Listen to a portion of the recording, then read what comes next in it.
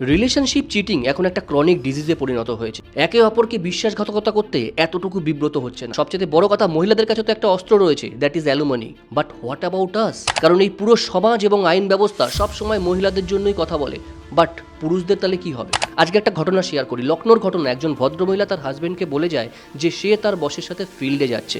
তার হাজবেন্ড অনেকদিন ধরেই সন্দেহ করে, কিন্তু কিছু বলে না।